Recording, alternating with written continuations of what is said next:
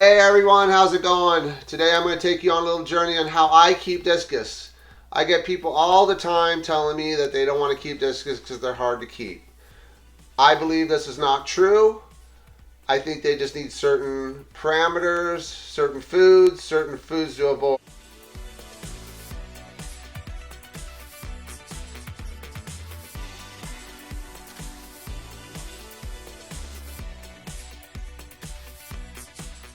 So much information out on the web.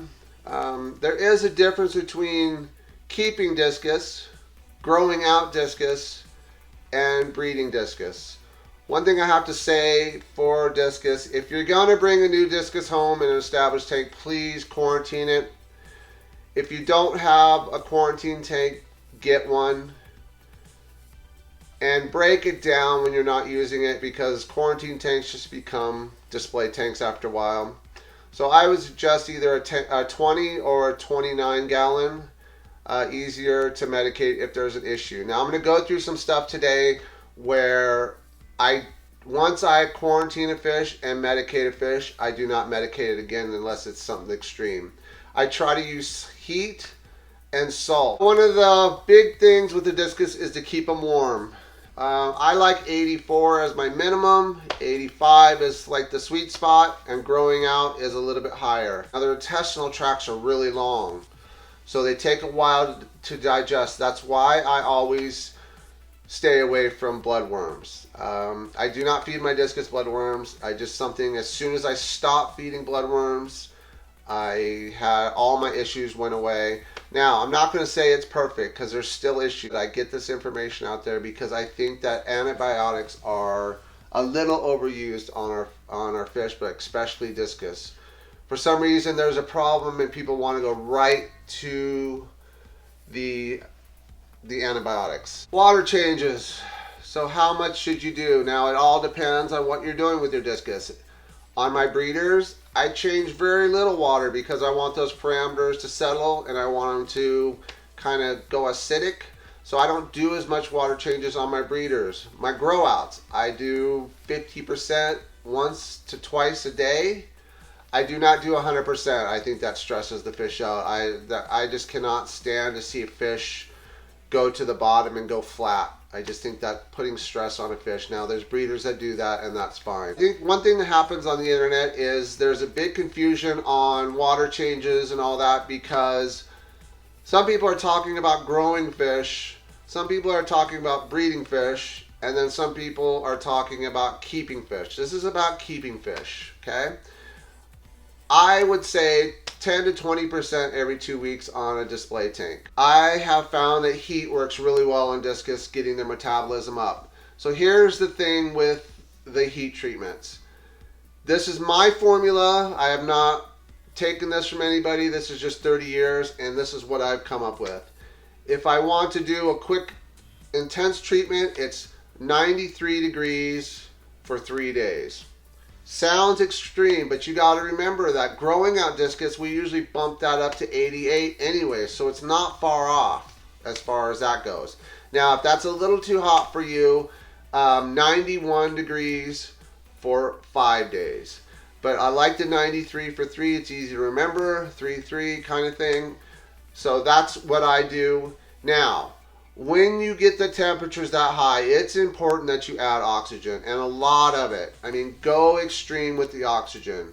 Put a couple air stones in there. Get that oxygen level up, because they're going to be struggling for that oxygen to draw it out of the water because it's going to be depleted. Another thing is lessen the food you put in the tank. You don't want to overfeed when the water's that hot because it'll go rancid fast.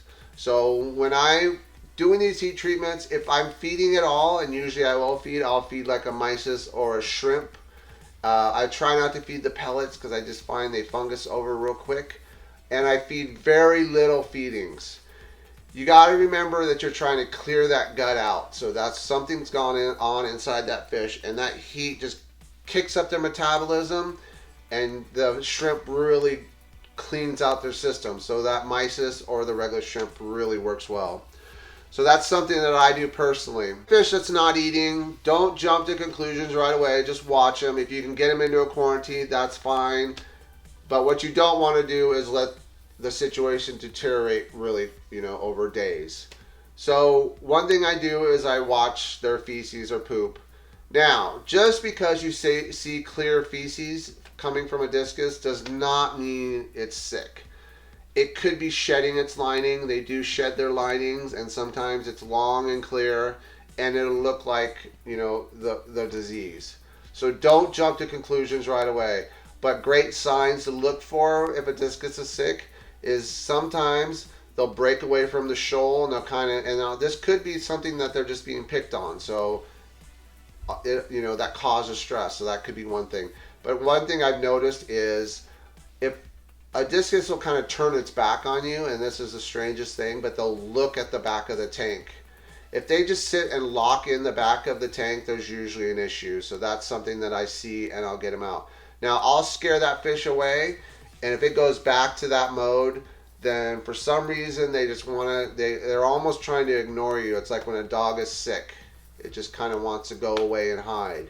So that's just something that I've noticed personally.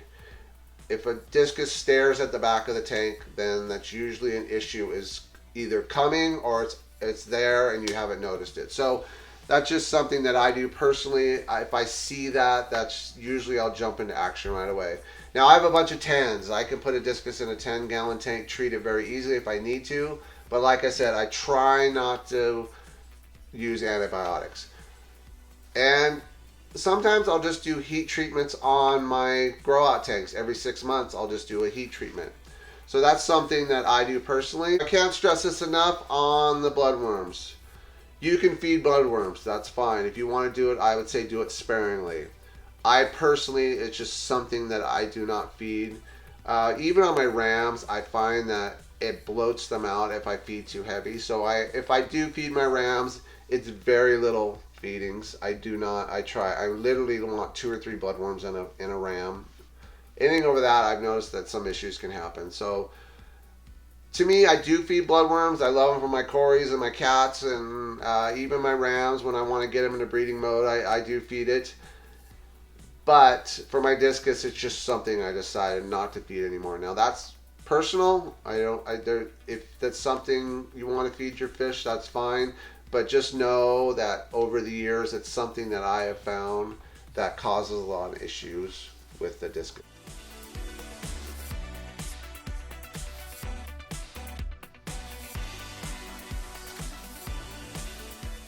So another thing is patience. Now with the discus, you're going to find, even on the heat treatments, you do need to be patient, and don't just do their heat treatment and then throw them back in the tank. Watch them. They should eat. They should get excited when you come to the tank. If they are ignoring you, then there might be some time to relax and just let them sit in that. And if nothing's happening, then medication is the next step. But I'm very cautious about putting antibiotics to discus now. I just find it's way overused.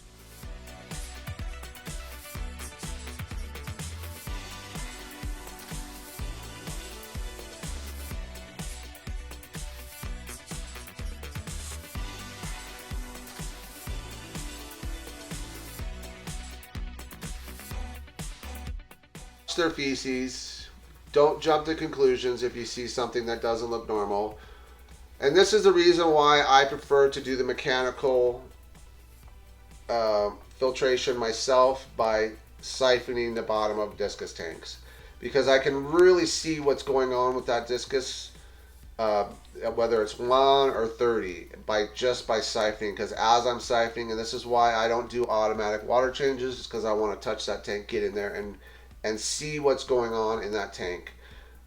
It's something that I know is not pleasant, but for me, that's why I do bare bottoms. Now, if you got a planted tank, it's going to be a little different, so you got to just kind of watch their behavior. But if it's a bare bottom, then it's something that we can actually, physically see and address. Now, I'm constantly just watching interactions. I want to see feedings as far as aggressive feeding. Remember, they're a cichlid. Discus are cichlids. They should attack their food. If they're not, first thing I would do is check how old the food is that you're feeding, or whether the food's been, if it's frozen, been thawed out and then refrozen. That's usually going to make the food spoiled, and they're not going to eat that. If they do eat that, they can get sick. So be real cautious about leaving food open, lay it around. I try to go through my fish room food within a week to 2 weeks. I know that sounds extreme, but that's why I don't bring a lot of food out to my fish room. If I'm not using it in a week or two, it's in the fridge.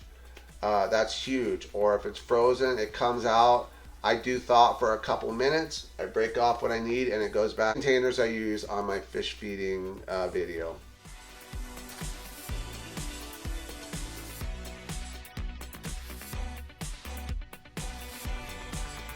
That's enough on quarantining your fish. As soon as I started being vigilant on quarantining new fish coming into my room, most of my problems stopped. Now, I want you to understand that minimum coming into my fish room is 30 days. That's minimum. But I have quarantined fish up to 90 days because I just wasn't sure. Something didn't look right. They weren't eating correctly. There might have been a skin issue. So over that 30 days, you should get a pretty good feel on how those discus are looking. But I will go up to 90 days. I can't stress enough the patience. You have to be patient. There's no hurry. Because the worst thing you can do is bring in a fish, give it a week, put it in your display tank, and then you just have a catastrophe. It happens more than it should. That's another thing I want to talk about is stock. So, I see people all the time send me pictures of their discus, and some are stunted and some are healthy. Now, if you have a discus tank and you love the fish and they aren't exactly perfectly round, then there's nothing wrong with keeping that fish. But if you go online and you show that fish, they will just tear you apart because that's not the perfect. Now, if you're breeding fish, if you're breeding the discus, then yes, you need to get good stock. There's no doubt about it. They got to be nice and round. The eye size to the body is very important. You enjoy it and you're not looking to breed it and it's not perfect, don't worry about that. I can't stress that enough. I am just blown away sometimes what I see online, people talking about their discus. There are hardcore discus people and they have a certain criteria they want to meet. But for me, it's about, are you enjoying it? If you're enjoying it, don't worry about what people say online. I keep discus, they're in tap water, period. If I breed discus, they're in soft water, period. If I'm growing out discus, they're in tap water. That's just the way I do it. Now, there's purists that say that all discus should be kept in soft water. I don't believe that.